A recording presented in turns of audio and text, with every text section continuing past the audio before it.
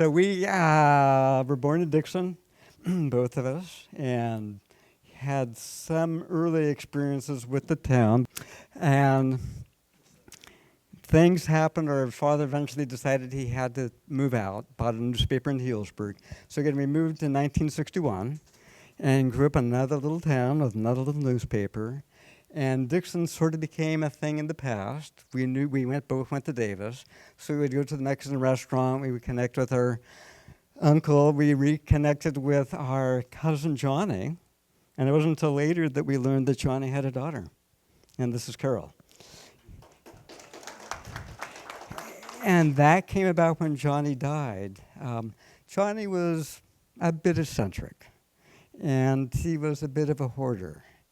And he was a delightful person, but the house that he lived in wasn't doing so well. And when he passed on, our reaction was, we don't want the last memory of Dunnicliff to be Johnny. And so we came back together. We discovered relatives we didn't know we had, but we all had one common agreement, and that was to take all the resources, restore the house, and restore it to the neighborhood and the community. The caveat was that it had to go to somebody who was going to live there, not simply flip it. And so a part of that was that connection. Thank you, Kim. That connection with Dixon and with the community that was here in the spirit of the community. And so what we want to talk about is how Dunnicliffs ever came to be here. I know a little bit, not a whole lot.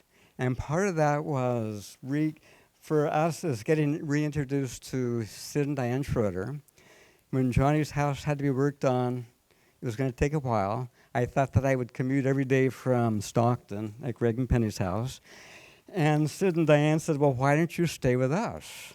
Not knowing it was going to turn into 3 months. But during those 3 months, it was restoring the magic. And so I'd work during the day, get there about 6 or 7, work till about 5. Greg and Penny would come over on weekends and help out, work together. But for Sid and me, as I get back in the afternoon, we'd sit out on his back porch, have a beer, we'd watch TV, have dinner, and then the evenings we would watch Gunsmoke together. And it was just, like I said, it was just magical. And it was getting a sense of what Dixon was like the way that I remembered it as a little kid. And so during that time she said, would you like to do a presentation on the Dixon Tribune? And I spoke to Greg about it, and we both said, we really don't know much about it. And it turned out that Greg has a lot more background information than I do. But during that, and we just learned that last night when we were talking about it, it was like, did you know this? Did you know that? And I go, no, but that's okay. We'll learn it. The part that was for myself, I'm not particularly interested in what people do per se, but why they do it. And I had heard stories about our grandfather and what he was about, but I didn't really know why he did what he did. I knew nothing about his father.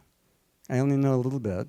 But it was like, who are these people, and what brought them to Dixon, and why Dixon?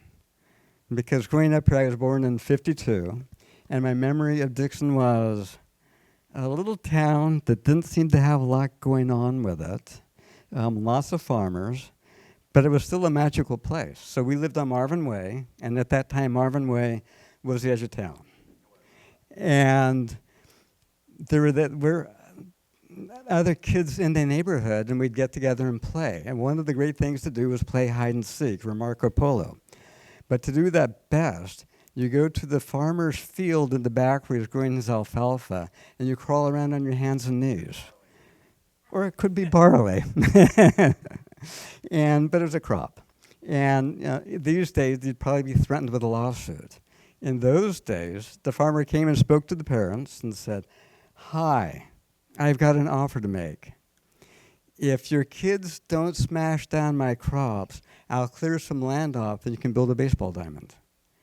And that's what they did. So the parents got together, built the backstop. I was never any good, but that's okay. But that was the spirit of the place, going back. Well, the other thing is you also build a track for us to run on. I didn't run very well either. And then Rossi, there was our neighbor. Oh, that's I don't think standing. So anyway, the thing is, Vince Rossi, who they owned the Oldsmobile dealership, he made hurdles for us to use for our track meets. They only made like 3 of them, but so we took turns running race. Anyway. So anyway, it was looking back at this one, and it was like, well, I'm just going to spend some time looking at the history. But part of it I forgot. One of the turning points, again, I thought that Dixon was just a little town, the theater we would go to, the tiles were beginning to fall out of the ceiling. Things were just getting a bit tired. And then Kim and Diane sent me a book. And if you haven't seen it, you need to get it. And it was this little book here on the history of Dixon. Have you all seen it? Does everybody have a copy of it? No. Oh, here you go. I looked into it, and it was one of those oh my God experiences. Because it was like, oh my goodness, there was so much going on. And it was so vital. And it was amazing. And I realized that I knew hardly anything about it. So when Kim asked to do a presentation here, it was, well, let me go back and look at this and find out all the things I never knew. And find out why our grandfather, Frederick, moved from Windham, Minnesota, over to White Salmon, and then down to Dixon. And it all began to make a lot of sense. And it was one of those aha moments. And it was also the element of why he came here. Because in my mind, we all end up in places we're meant to be. And for myself, our father, there wasn't a lot of money in his father's household. He wasn't really interested in money. But he was more a philosopher and committed to the community.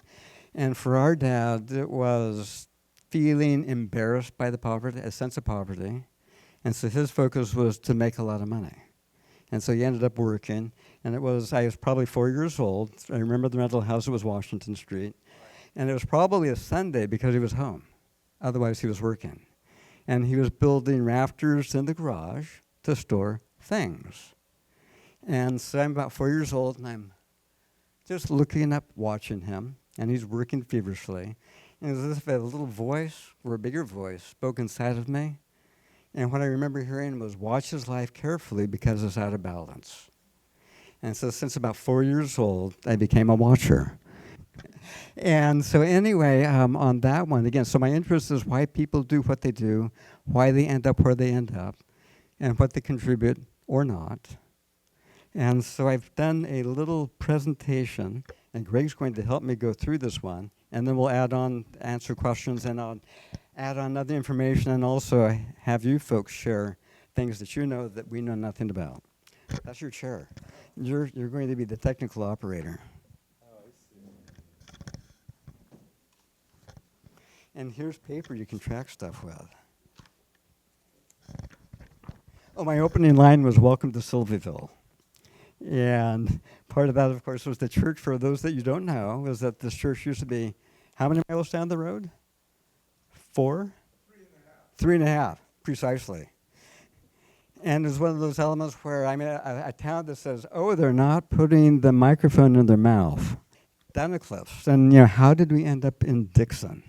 And it begins with William Dearman Dunnicliff, and that was our grandfather's father. That's a picture of William. As a young man, he was born and raised in England. His family were wealthy lace manufacturers. I only learned last night a lot more details from as to what it represented and who they were. But he was registered at Eton College in England at birth. And so the family had just tons of money at that point. But with William, looking through some obituaries, he was described as rather delicate in condition.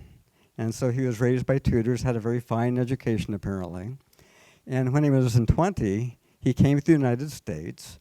And if somebody has a delicate condition, and probably somewhat of a sheltered life, what do? Obvious. You enlist in the Union Army in the Civil War. And that's what he did. Yeah, well, his family wanted him to become a minister. And so he said, I want to be a soldier. And so that happened. They had an acquaintance that was in Minnesota, I think. I could be wrong. And so he took the place. He came over to be a soldier, so he joined the Union Army, and he took the place of another person. So he got paid to become a soldier for the Union Army. Yeah. And that was one of the things where you could hire somebody to take your place. And in the Confederacy, they did the same thing. If you were rich, you didn't fight. You paid somebody else to fight and die. And so for William, he was at I don't have issues. My arms aren't long enough anymore.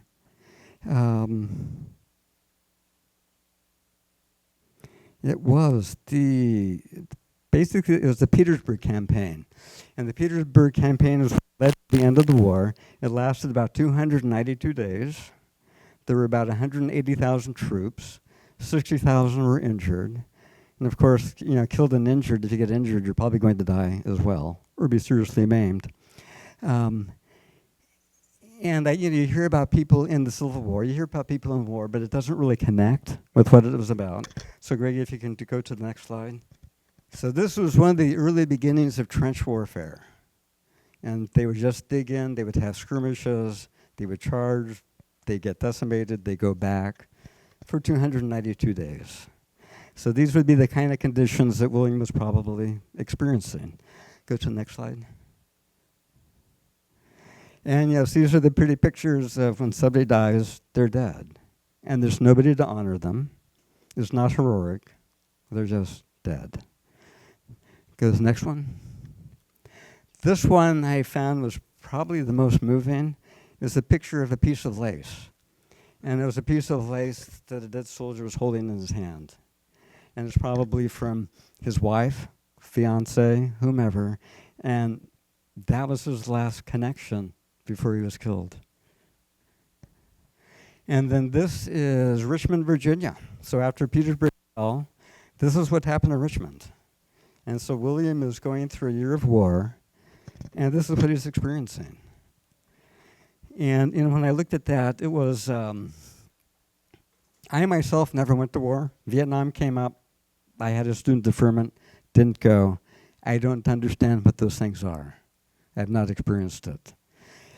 But looking at this one, it was raising that question, is when you go through with something like this, what does it do to your vision? How do you view humanity? How do you view one another? And in an obituary that somebody wrote about William, they were sharing something that William shared with a friend. And it really captured where he was coming from to a degree. And so these are the words that he shared years later with a friend. President Lincoln, hold on. We'd have multiple pairs of glasses. And like my grandfather, I now have my own magnifying glass that travels. Okay.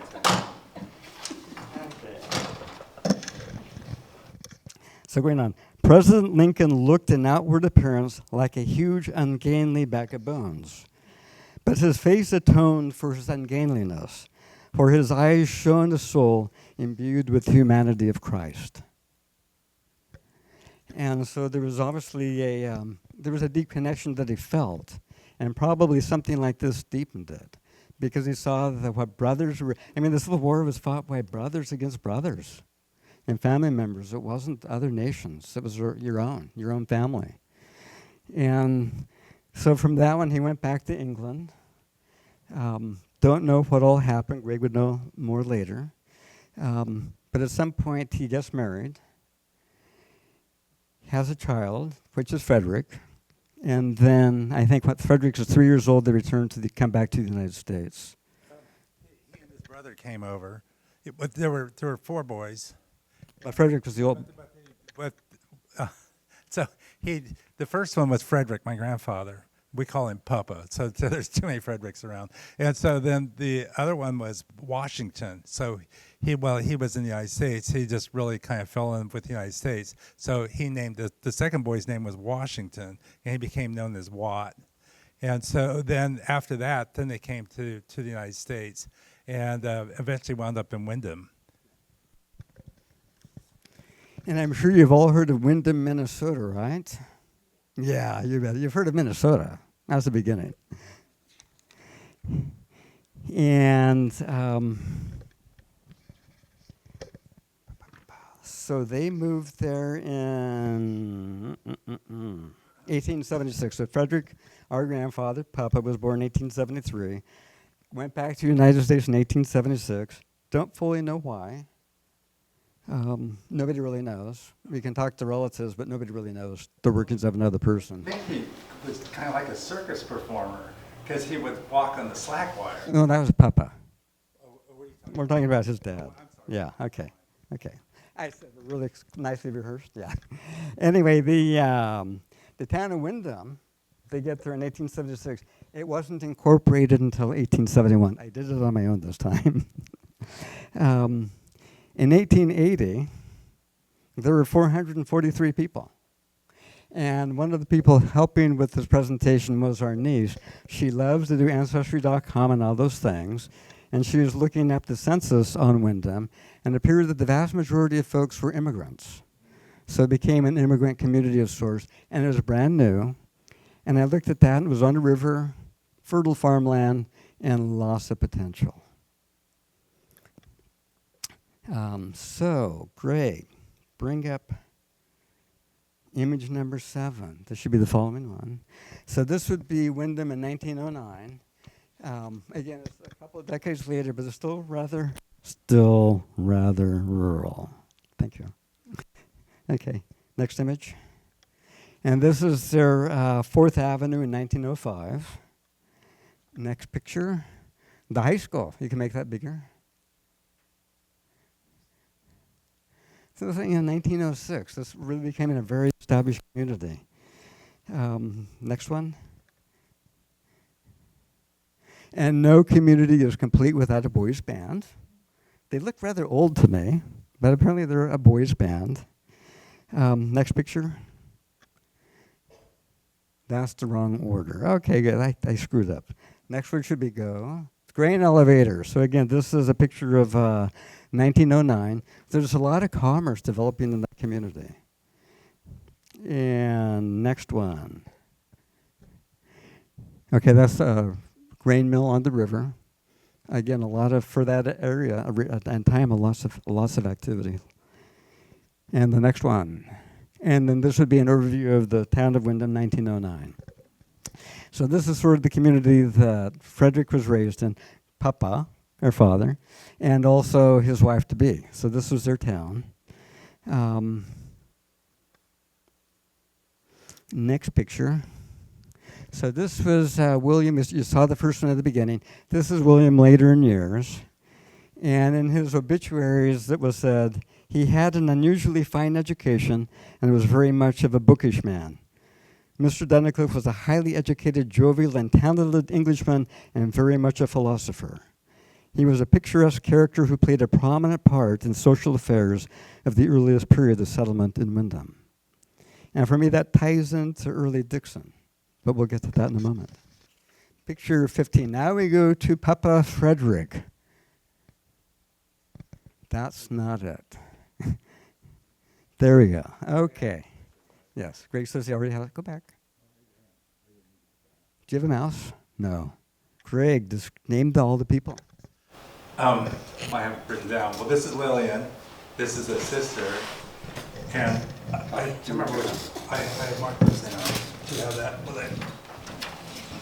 Well, the one furthest to the right standing is my grandfather. And one of them is Watt. And then the other one is, I can't think of his name. Hold on that thought. I wrote it down. Okay. Because I don't have a good memory. Okay. So that is Lillian and William Windham. Up above we have John Joseph, Washington, and Frederick. And I looked at Frederick and say, unlike me, his phone was ringing. Hi. Now, unlike me, he's a really handsome guy. And he was also really athletic. I was told that during a carnival or a circus, he would double backflip off of a riding horse. His athleticism carried over into Dixon. So after they moved here, a neighbor put up a clothesline. He used to walk a slack wire. So he got up on the clothesline and walked across it to see if he could still do it. And he loved baseball. And apparently he thought that the Dixon team should have uniforms, which they didn't have. So he took a pair of long underwear, dyed it. Was it red? Red. With the drop-down flaps. And realized that was not such a good idea. He felt really self-conscious and made lots of mistakes. Versus somebody like me who can't play baseball. Do you have a picture of Papa on the back of a chair doing a handstand? No. So regarding education, our mother, thought that Frederick only made it through the 8th grade. And he was very educated, probably got that from his father. But for Mary Alice, she thought, I think he was probably kicked out of school. And I think the reason for being kicked out was that he's probably really bored. And the other element is he had a bit of an ego. And I came across some personal notes. And he basically said that England wasn't big enough for both he and the Queen. So one of us had to leave. This was he was 3 when he left. But it was so his entrance into the newspaper world, this was from a little writing that Frederick had done about himself, knowing that someday somebody might publish it. So he's back in Windham, Minnesota. Fred got a start to newspapering because of a job hauling rocks for the basement of the Windham paper. When the building was up, the owner asked a hard-working young man if he'd like to become a newspaperman, and got an affirmative answer, and Fred started setting his first sticks of type, and all by hand. The job included press work too. In the case of newspress, power was supplied by the owner's buggy horse on a tread wheel. In the case of job presses, power was by human foot power. So yeah, it was a bit antiquated. When our father had the Healdsburg Tribune, he was always afraid to go on vacation for fear of what the editor might do. And going through our grandfather's private notes, I discovered why. His publisher had gone on vacation. Papa had different political leanings, and so during his absence, he flipped the paper. And instead of a Republican, Democrat, whatever it might be, it became the opposite. And the publisher was not pleased. And for Dean, it was that lingering fear that, will someone do this to me? But in any event, he eventually apparently bought the Windham paper with a partner. I looked into history. I couldn't find any reference to their name in it, but apparently there was a newspaper there. And that would be the next picture, Greg. And so Frederick is the head you can't see. There it is. And Elsie Churchill, I don't know how they came together. Apparently they were in partnership for a number of years. And like most partnerships, it lasted for a while, and then it didn't. And probably different visions of what it should be. And I'm guessing also because Papa was really opinionated, there's clashes of personality. Yeah, I'm going to get to that. Yeah. So the element was they had to divide it, but they had to decide who would stay and who would go. But they wanted to do it with a sense of honor. So they flipped the coin. And Papa said, I lost. Or maybe I won. But that was what took him out of Windham. And so somehow he began a search, probably for another newspaper. I don't know. So I'm sorry, I help myself too, but while still in Windham, he did get married and had their first child, Dorothy, who we called Dee Dee. And that was in 1909. And then in 1910, salmon. And anybody here know White Salmon, Washington? Yeah. It's a little town about 60 miles outside of Portland. It's on the Columbia River. Back then, there were no major roadways connecting anything, but there was the Columbia River. And for another project back up in Seattle, I was doing a video project for Patagonia Clothes. And at their flagship, they had a reel going, and it dealt with the Snake River dams, which probably hear about the Snake River dams on the Snake River? No, that's okay.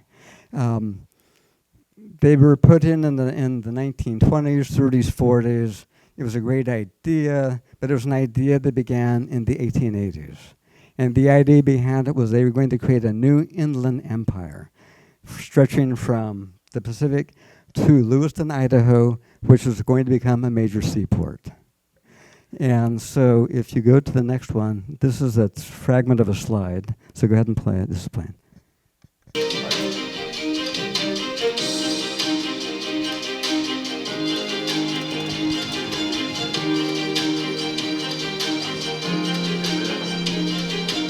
The Inland Empire will be an empire in fact as well as in name.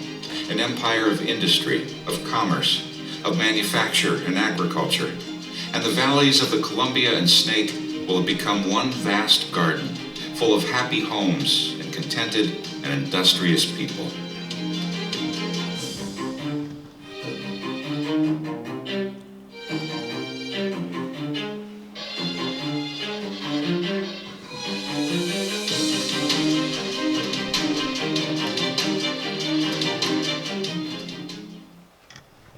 And I left the segment in with the destruction of the steamship for a reason, because it applied to what eventually happened with Frederick.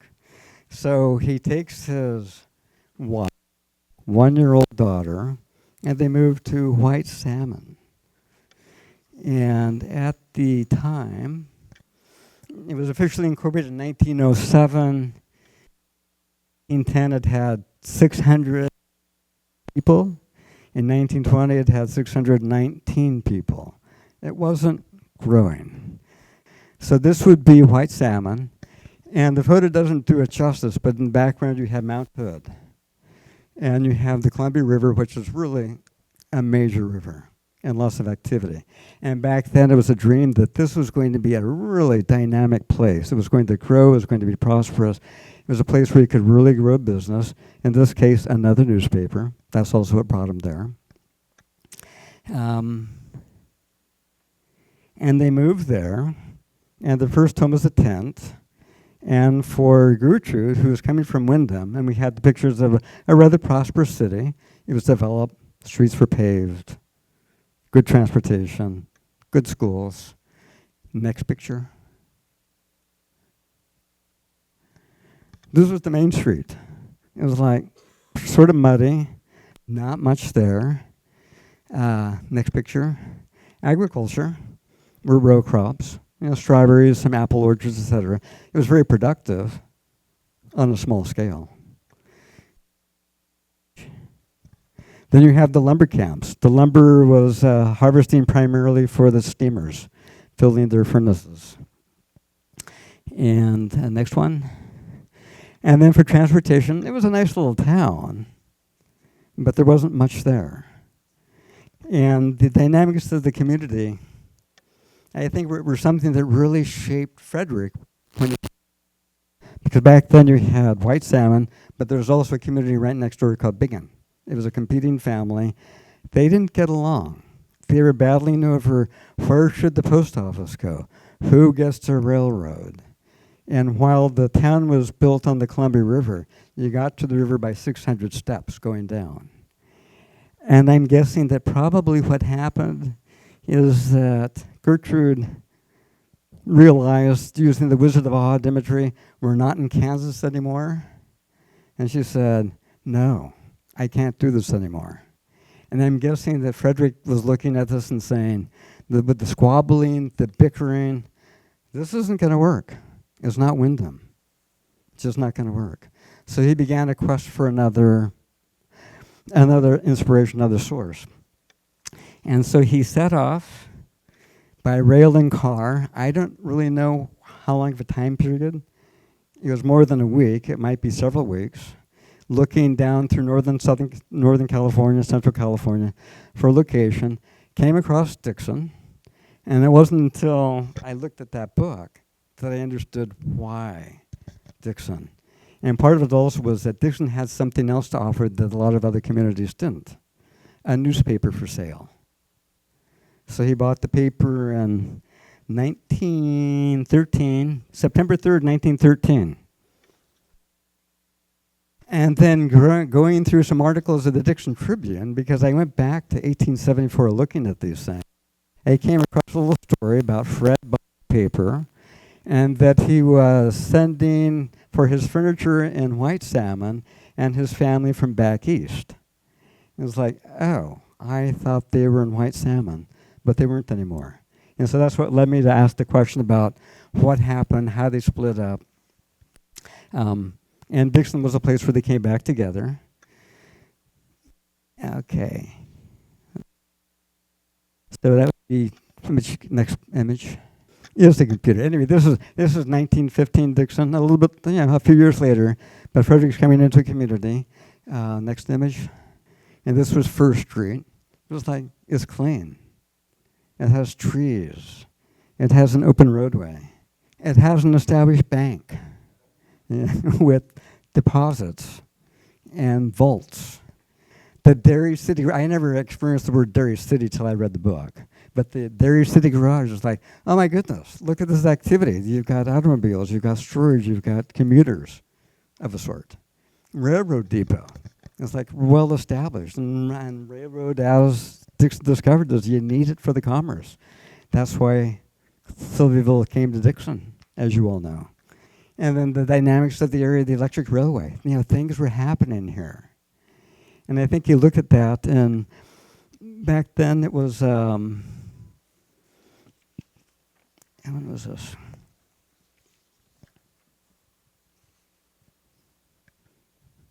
I had the populations written down as 600 people perhaps. But as you all look at the history, there was a lot of here.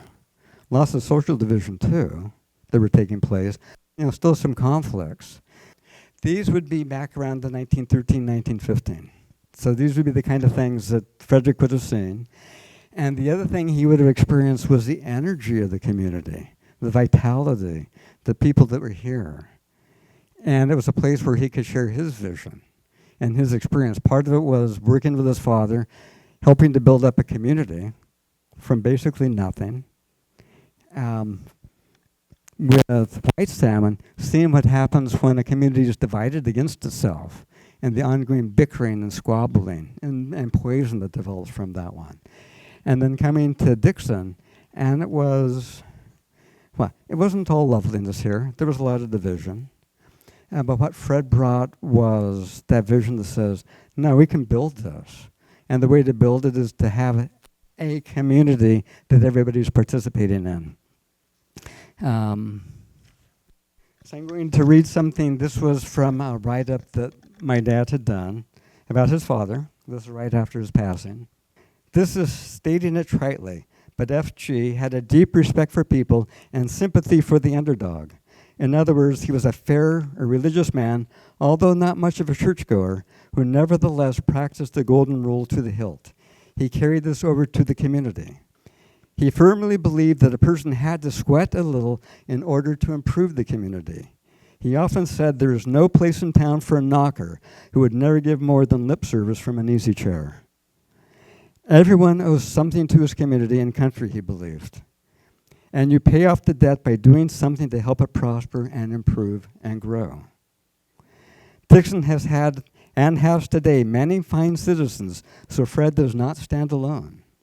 It only happens that being our father and passing away reminds us abruptly what he and others have done and are doing for their fellow man. And then in a 1916 edition of the paper, this is shortly after he had gotten here, came across an article in the Dixon Tribune, which is digitized, and you can find all the sections there. Again, this was from the March 3rd, 1916 edition of the Dixon Tribune, and he had a little section for his thoughts for the day or for the week. And this one was, give everyone a chance. Very unfortunately for the public good are those well-qualified persons who refuse to slide down your cellar door and will not play in your yard anymore unless they can be the ones to initiate any public affair. They frown down others' efforts and direct suspicion against persons and all suggestions which do not emanate from them. Listen to everyone Encourage the first efforts of young men. Don't smother their enthusiasm. Dig out and take the most fitted for the task. And when people go ahead and do things, don't be hypercritical. Let's all buck up.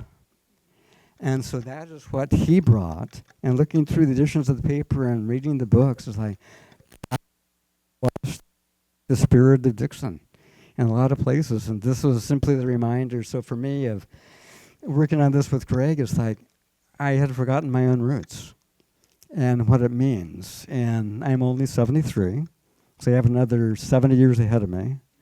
But it's a reminder to just start contributing again, as you all are doing here, keeping the history alive. So I commend all of you for your work. And it is such a pleasure to come back here and reacquaint and go back to Sylvieville and look at the old barns and the chickens and the roosters crowing when it's 10 o'clock in the morning. They should be done by then. But the magic is still here, even when Interstate 80 jams up.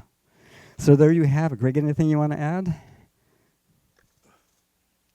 Lots. How about, does anybody have any questions or things that they would like to share about their experiences with Dixon? Silence. Kim does. What year did your family sell the Tribune? The way that worked is that 61 they sold. You know what had happened? The things that happen in our lives. For our father, he was brought up in Dixon. He was industrious. He shared where during the summers he would work on the mule-drawn threshers, bagging grains, etc. Worked in dairies. Did dairy delivery in the morning before high school. In a hurry, he backed over a bunch of bottles. Apparently, he shot out street lights, much to his father's chagrin later. Went off to college, went to World War II, went to Stanford, got his business degree, went into partnership, I'm guessing with a college friend, and they were building fire stations for factories. So they had fire equipment, etc. And then what happened was that it turned out that his partner had a drinking problem, and he spent, thieved, embezzled all the money. And so for Dean, it was like, oh, what do I do? And for Frederick, he was, I think, about 71 at the time. Right. He bought him out so he could retire. Yeah, so he and Frederick, your grandfather? Yeah, Carol's grandfather. They got together, and Frederick could run all the presses, but he wasn't a writer. And Dean was a writer, so they got together to buy out the paper. And Dixon wasn't as thriving as it had been for the business sector. And so they did that for several years. And then Dean had to make that hard decision that says, I can't stay here anymore. And so he made the decision to leave and announced it to his brother and father, and he bought the paper in Healdsburg. But I found it curious is that the time that he bought the paper was the same age that his father was buying his papers. But what he carried with him was the same dedication to community. So for us, we had a father, but most of his time was not at home. It was working the paper, it was attending meetings, it was being on committees throughout the community, and really working to beautify it and make it prosperous for everyone. So that carried that carried on. So there you and so that was 61. The paper eventually, Frederick operated it. Uncle Frederick, your dad, for a number of years after that, but that was a case then of hiring other people to do the editors. And it really wasn't never the same after that, because there wasn't the same dedication, there wasn't the same vision and commitment to it that they had. It was her life. It was her life. Any other questions? When did Fred and Louise get it? When did they what? When did Fred and Louise Dunnicliff take over the Tribune? They would have done it back in 61. Yeah. So that's when Dean left and they took it over. Can I ask you a question, Bill? There used to be two firehouses in Dixon. I kind of vaguely remember one on West Dixon.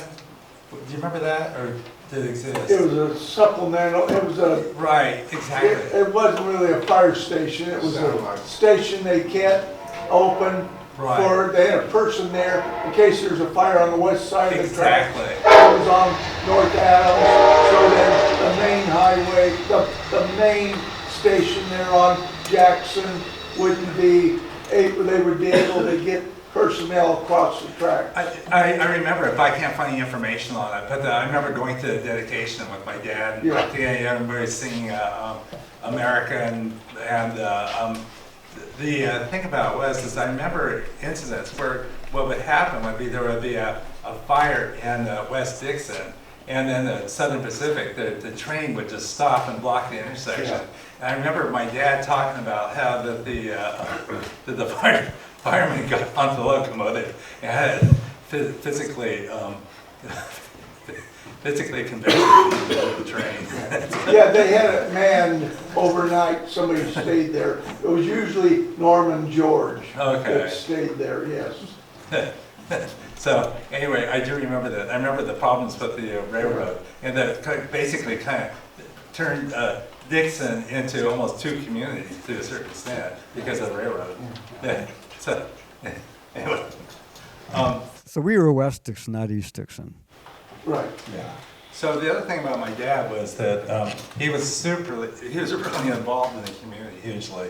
You know, he attended Rotary. He was a Mason for a while too, to a certain extent. And so I do remember vividly the most horrible Halloween experience. I was telling Jeff that when we were little, that he organized a thing for all the kids to have a Halloween thing. I don't remember where it was on Main Street. It was up on the second floor. Could have been the Masonic something over there. But anyway, so I remember my mother, so I don't know how old I was, 4, 5, and so anyway, so that she made these kitty costumes for Jeff and I. I remember my dad putting some sort of a foil metal thing for the tails so that we walked, our tails would wag.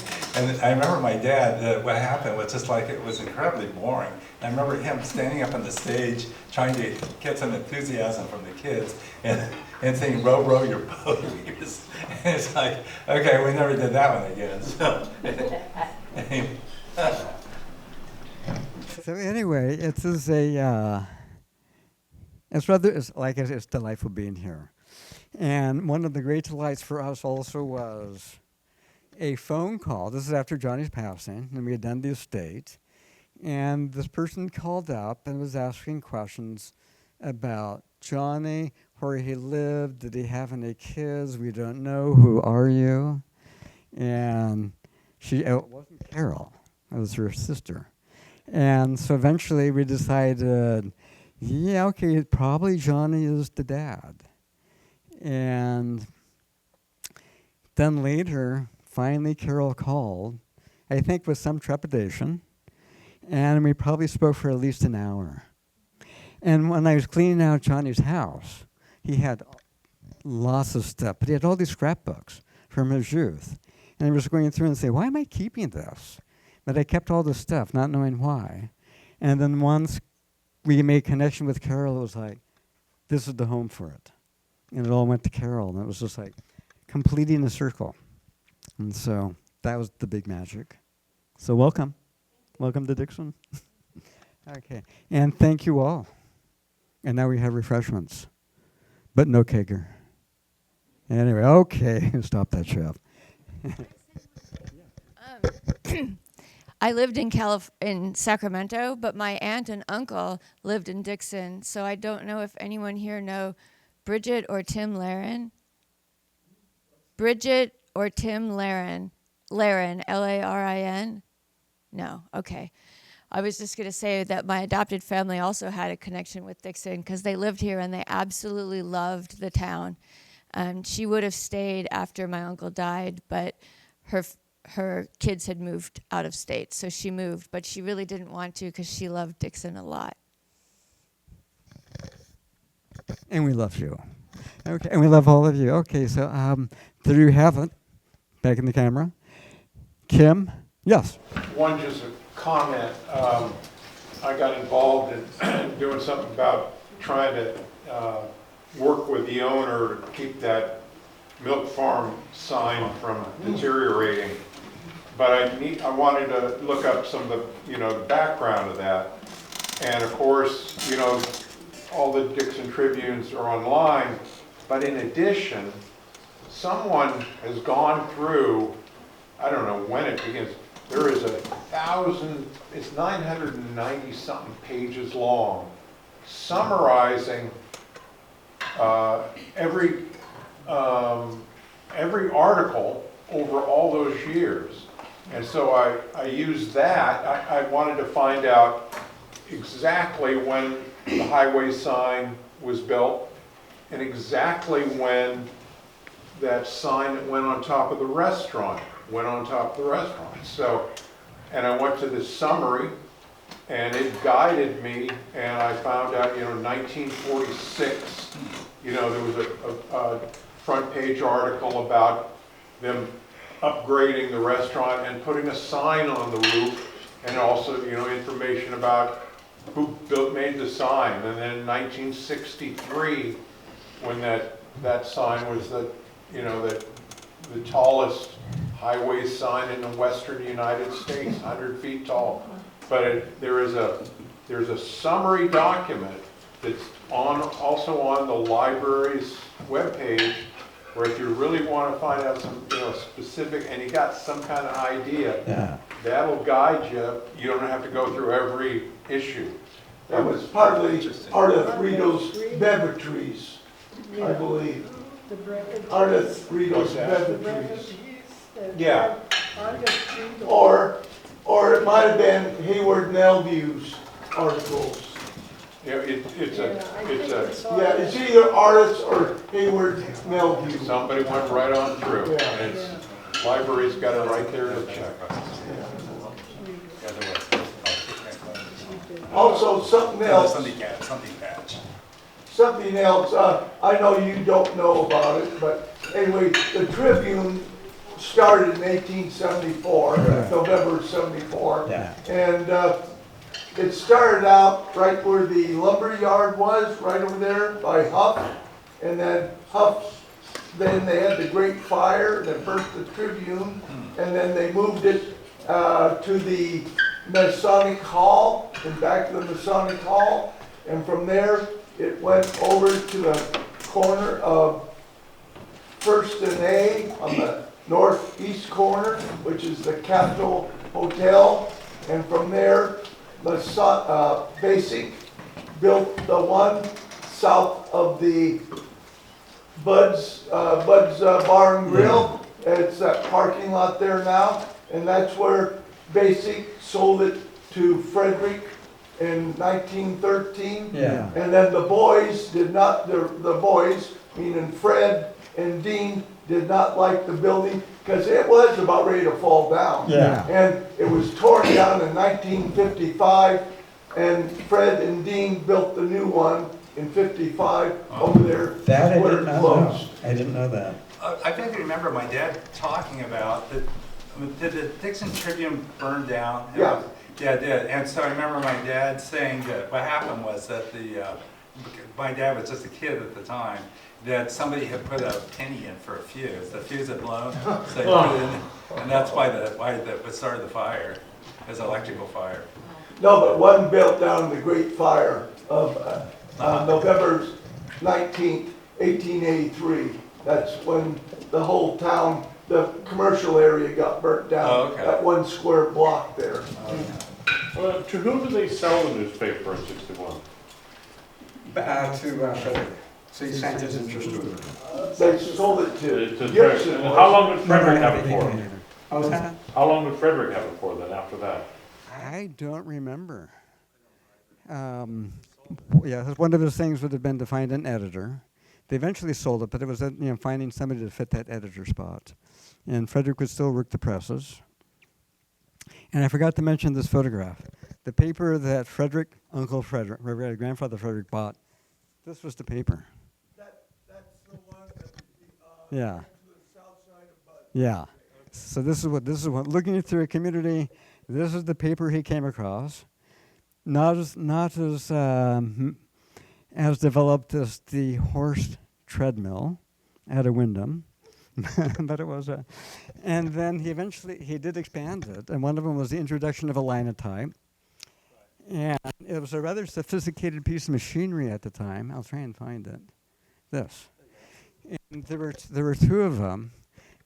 It's called a linotype because it's a line of type. And you have a keyboard, and you have all these little molds, if you will. You hit a key, it comes down and ends up in the tray. You key in spacers, little lead spacers, depending on what the size of the text. And then you have lead pots in the back and ingots, and you melt it in, you type it out, you pull a lever, the lead flows, forms it.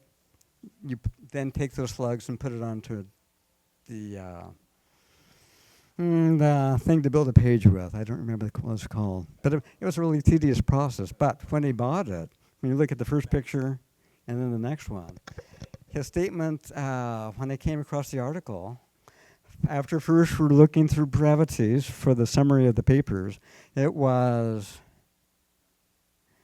doing this with the the essence is he saw the progress in Dixon and what was taking place, and he was willing to take a chance with it and know that it was going to probably pay off. And from that one, it's expanding out, but it was always building. Sort of like with the Tim family and other families I don't know anything about. They were risk takers. And some made it and some didn't, but they took the risk and kept building. So. That was still going in the 60s. And Fred used to run it. I remember being in there, and he's there until late. It was torn down in '55 by a guy named LeClaire because he thought he could scrap, he did it for free, but he found out, that the material in there wasn't salvageable, and he actually lost his tail. But because the bricks were no good, it had a 30-foot beam running through the center of it, and it was really bowed and everything, and it was just sort of like my body now. Yeah, There was nothing of value when they tore it down. If I remember correctly, that At the Dixon Tribune had two linotypes, and my dad would set type, and then he would race with Frederick. There's pictures of the building. You'll see the building in Mayfair Parade, some old 8mm films, I've seen it. But there was a cobbler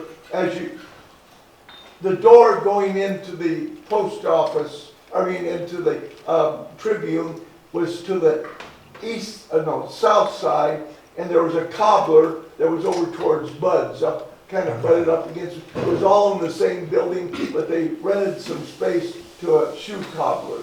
Yeah. interesting. And the chairs in the Dixon Tribune all had something in common. And I asked my dad, what are these for? Here you are. What are these for? And they were round cushions with holes in them. And my dad then tried to explain to me about hemorrhoids. But I didn't get it. Yeah, so anyway. And for my grandfather, I remember him sitting at the newspaper, at the linotype. And he had his green visor on the sort of clear green, and typing away, and yes, one of these. Except this one's much bigger. And I laughed, and a while ago I said, I finally graduated. I've made it. My own magnifying glass now. And I have to take it to the store with me. Some other story about your grandfather, Frederick Sr. Yeah. He went out and did all the articles. He went out and talked to the public and drove his bicycle. Yeah, the only exactly. way he traveled was by bicycle. That's right. He would take his bike 15 miles out of town, just get a little story, and then come back in. And it was an English 3-speed. Yeah, I think the folks bought it for him for birthday or something. And so that there's a story about where He was riding. I think he was riding, going to go to Napa or someplace, and so he was riding against the north wind. And so finally, somebody came out and said, "You need to get in that car," and brought him back. But I just remember him always riding a bicycle. I don't remember him driving a car. Nana, my Grant Gertrude, she would drive. She had an old Chevrolet. And so the thing about it, but I do know that he did drive because my dad used to talk about had a Boston Bull Terrier. And I think they had an Oakland car, Oakland Motors car. And so that the dog would jump off the to see a rabbit or something and jump off the side of it, what do you call it? You'd stand running board, off the running board and chase after it. So, and I remember also that I think my grandfather also liked to play golf. And so that he was in Woodland. And I remember my dad telling about how he forgot something. And so he was like 9 or 10 years old or so. And my grandfather had him get in the car and drive back to Dixon to pick it up. And it's like, you knew that story, right? No. Oh. So anyway, it was pretty adventurous, I think. Okay. Anything further? No, the light shines. Okay, I guess it's refreshment times. Kim, I think we should have closing words from you, where you sing praises and adulations to Greg and me.